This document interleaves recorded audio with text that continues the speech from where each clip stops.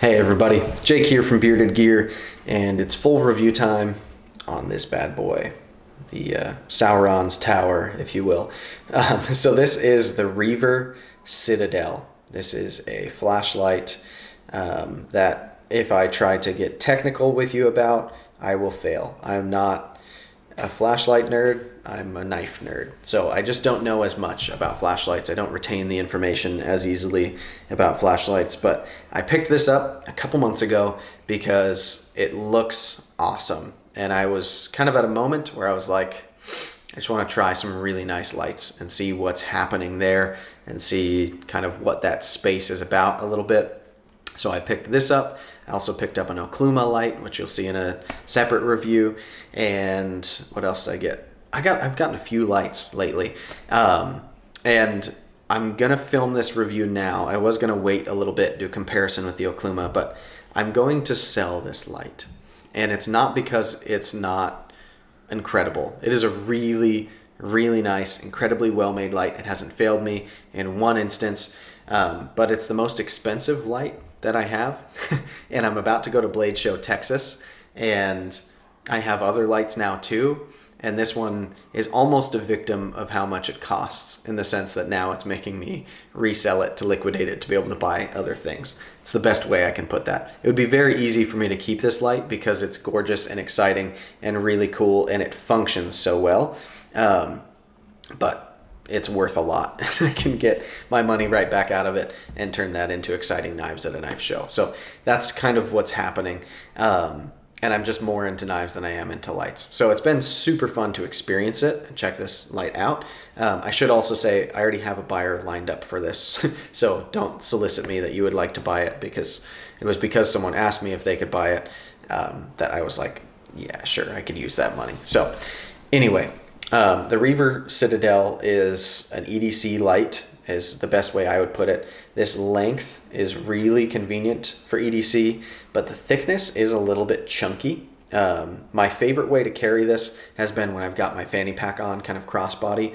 I'll put this in the fanny pack, and then it's really easy to pull it out. But usually if I'm carrying a light, I'll carry it in my back left pocket because my knife is in my front right pocket, and this in the back left pocket, if I sit down or anything, just feels really chunky. It's the thickness of it that is making it kind of uncomfortable back there. But in a pack or whatever, this light is awesome. This version is in titanium. They've been done in quite a few iterations. So there's like Damascus crazy ones. And then I think I've seen brass and copper and some even more wild materials than Damascus, stuff that I wouldn't even know what to call. But this one, kind of a plain Jane, I think was like $650, 600, something right in that ballpark. So you can imagine if you go up in materials, these can become very expensive and very collectible. I'm not saying I don't agree with that pricing structure, that I don't get it. I've paid more than this by a significant margin for knives that some people who are into lights would probably be like, how is a knife worth that much? So I get it. But yeah, this was not inexpensive. And you can see the level of machining on it is really, really nice. The finishing is fantastic. Everything is just done really, really well on here. So it does feel like an exceptionally well-crafted piece of gear. And I respect that it has the kind of following and secondary market that it does, because they're not made in an unlimited way. They take some time to make, and so they can be a little bit hard to come by. When there's drops of new ones, they tend to go quickly. And yeah, they're really nice and they hold up. So I will say, from a user standpoint, as somebody who's not super into lights, somebody like, there's the term UI, user interface, for lights. That is like a big thing in the knife world. And a lot of them have like this programmable user interface.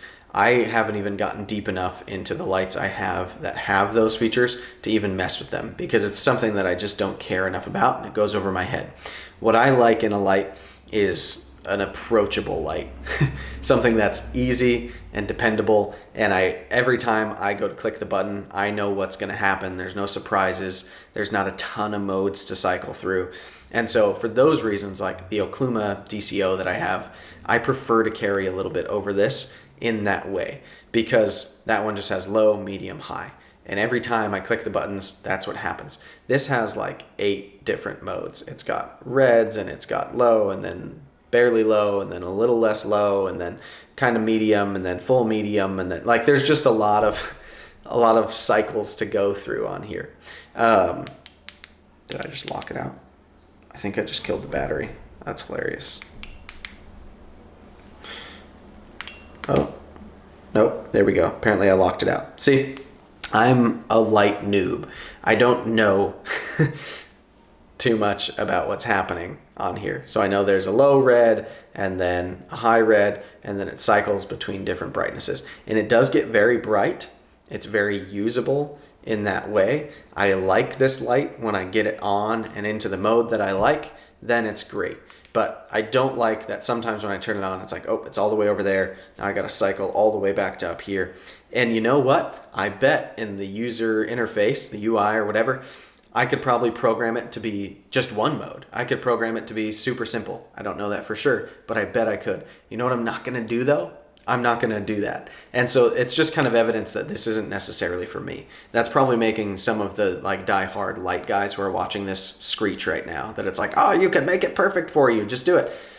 I don't care enough to do so. And that might be heresy to say in this space, but I'm just not going to do that. It's almost like if you get a brand new pocket knife and the action isn't quite what you want it to be, and someone is like, oh, you can just bend the lock bar and adjust the action yourself. And if you're pretty new to knives or you're not that deep into them, you might be like not even willing to disassemble the knife yourself, let alone bend the lock bar. You know what I mean? Like, I feel like it's kind of a similar, like a parallel there, that with lights, I'm just not deep enough into it to even care to learn about how to adjust my user interface and make this knife function, or this light function differently for me. I'd rather just pick one up that I also think is cool, maybe not as visually cool as this one, but also really nice and really cool and feels very fancy, and be able to turn it on and have it work for me.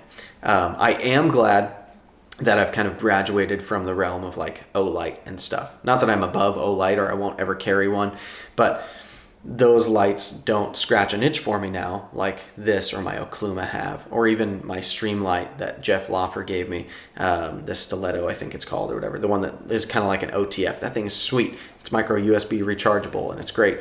I like the Olight range of just the sea of lights that they produce and just keep coming out with in different colors and slightly new variations aren't that exciting to me anymore, because I've tried lights like this.